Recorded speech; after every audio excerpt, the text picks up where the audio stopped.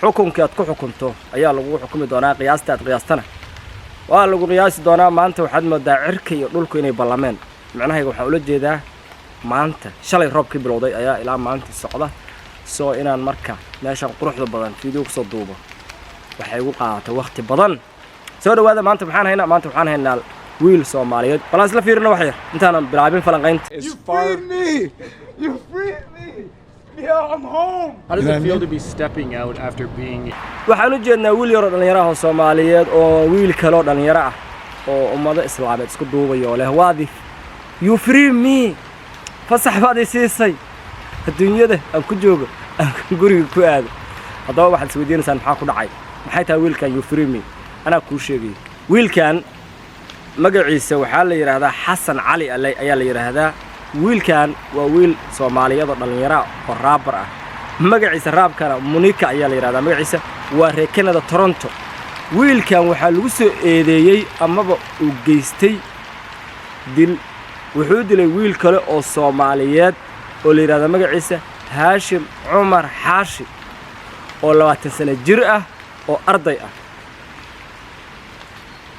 ajaayib weey dhalinyaradii Soomaaliyeed ee wax baratay ee lagu soo tiiriyo tacabeelay ee wadamada nabadu ka jirta ku noolaa ee ku dhashay ku barbaaray ayaga is dilay wiilkan wuxuu dilay wiil Soomaaliyeed oo hooyadii iyo aabihii ay ku tiiriyo tacabeeleen dhalinyaro aha 20 jir ah ayuu nafta dhaafiyay Haashim Cumar Xaashi ayaa la yiraahdaa wiilkan waa la xiray 31 Janaayo 2021 ayaa dambigaas u dhacay wiilkan gurigiisa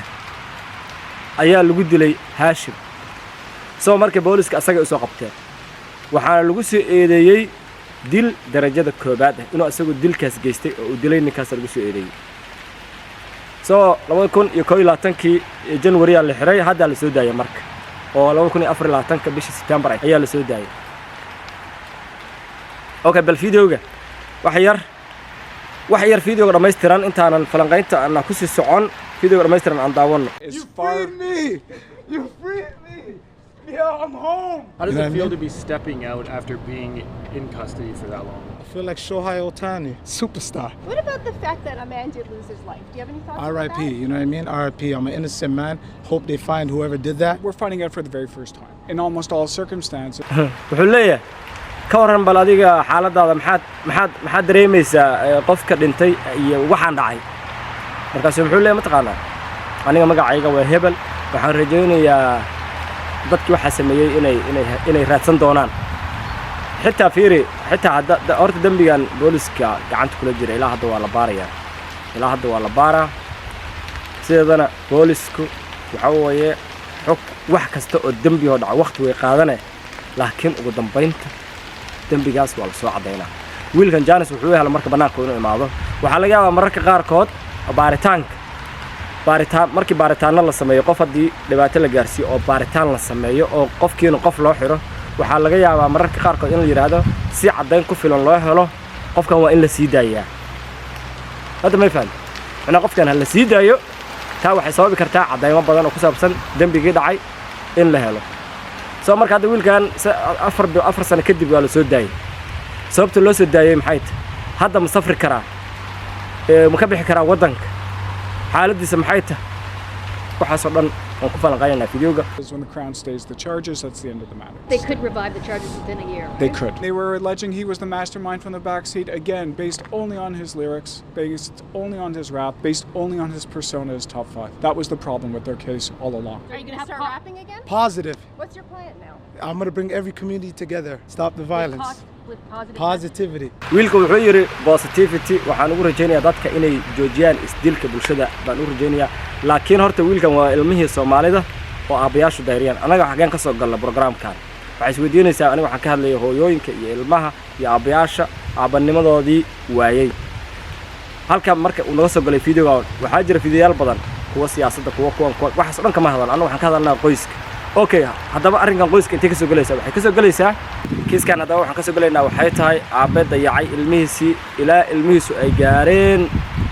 da'da qaangaarka kadibna lagu soo eedeeyay inay dileen ilmo kale walaalkooda oo Soomaaliyeed marka halkan waxaa nooga muuqanaysa waxyaabihi aan ka qaylinayno ah in laga gaabiyey koritaanka ciyaalka daryeelidda ilmaha maxaa yeelay haddii ilmaha la daryeeli lahaa laga warhayn lahaa la korin lahaa la toosin lahaa la bari lahaa jacaylka waalidnimo jacaylka bulshadu inay isjeclaato cunug Soomaaliyeed laguma soo eedeeyeen inuu dilay cunug kale oo Soomaaliyeed oo bilaa dambi ah hadda wiilkan waa la soo daayay maxaa loo soo daayay ma dambigii baa la helay qofkii galay waa may ma dambigii baa lagu waayay waa may laguma waayay kiisaska qaarkood markii ay dhacaan haddii qofka la xiro waxaa laga yaabaa inaan caddayn ku filan la helin soo marka si caddayn ku filan loo helo kiiskii in qofka la soo daayo waxay fududaynaysaa kiiska inuu soo afjarmo oo la helo sida rasmiga wax u dhaceen hadda way faantamaho wiilkan gurigiisa lagu dilay wiilka qof kalena lama joogin labadooda kaliya ay ahaayeen sidaas awadeed 3 sano u xirnaa caddayntiina waxay noqotay mid aan ku filayn in lagu xukumo qof kalena lama helin marka waa la soo daayo wiilka markii la soo daayana waxaa la ogaan doonaa isaga waxaa laga raad qaadi doonaa waxa dhacay iyo waxa uu sameeyay marka hadda waa la soo fasax miyuu ka bixi karaa waddanka oo safri karaa waa may qofka hadii loo soo xiro hawlo la xiriira dad la dilay qofkaasi waddanka kama bixi karo ilaa iyo inta laga cadaynayo qofka dilay haddii xitaa la cadeeyo ilaa 5 sano qofkaasu waxaa mamnuuc ka ah safar kama bixi karo uu ku jiri karaa haddii uu isku dayo qofka markii la soo deenayo waa loo sheegay waxa leeyahay waddanka kama bixi kartid haddii markii uu isku dayo inuu waddan ka baxo waa qayb kamid ah cadaynta inuu fakan rabo qofkaas sababtu fakanay waxay tahay sharcigu rabaan qofka soo marka hadda wiilkaas hadduu isku dayo inuu waddan ka baxo isaga isku cadeeyay xukunka sidaas oo kale waxaa laga yaabaa xukunkan dib inuu soo noqdo sanado kadib ama 5 sano kadib ama 10 sano kadib ama 20 sano kadib inuu dib u soo noqdo yaa laga yaabaa oo la soo helo xaqiiqada rasmiga oo la soo helo laga yaabaa xaqiiqada rasmiga soo marka tan waxayna tusaysaa marka waxyaabaha qarsoon baa ka badan midaan laakiin waxayna tusaysaa cunug Soomaaliyeed oo ka soo qaxay waddankii isagii qoyskiisii qurbaha ay maarta ku dhashay ku barbaaray oo wixii ay ka soo qaxeen wixii ay ka soo qaxeen maxay ka soo qaxeen dil waddankii waa la isku dagaalay Soomaaliya dagaal sokeeya ka dhacay dadku isdiliyaan waa soo qaxeen isla same things ayay ku sameeyaan marka meesha isla wixii ay ka soo qaxeen ayay ku sameeyaan in ayagii ay isdilaan wiilkan looma xirin hadda dad kale looma xirin waxa loo xiray qof walaalkiisa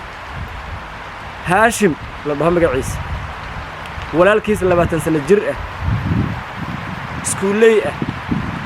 asaga laftiisa fiir waa nin da'yar oo yar oo dhalinyaro ma aha nin weyn ma xataa waa ilmo yar dilay ilmo yar dhalinyaro ah Soomaaliyeed qori soo qaatay oo ilmo kale dhalinyaro dilay marka meesha waxa la yiri meesha geela aarankiisa dirdiriyay agoorkiisa maxaa u malaynay macnikiisu waa wanaana maxaa u malaynay marka meel ilmo yarka ahaa noocaana xabsi ay galayaan lagu eedeynay inay dileen walaalkood kale waalidkii maxaa u malaynaysaa waa dhibaatadii ka soo qaxeen wadamada joogan wadamada nabad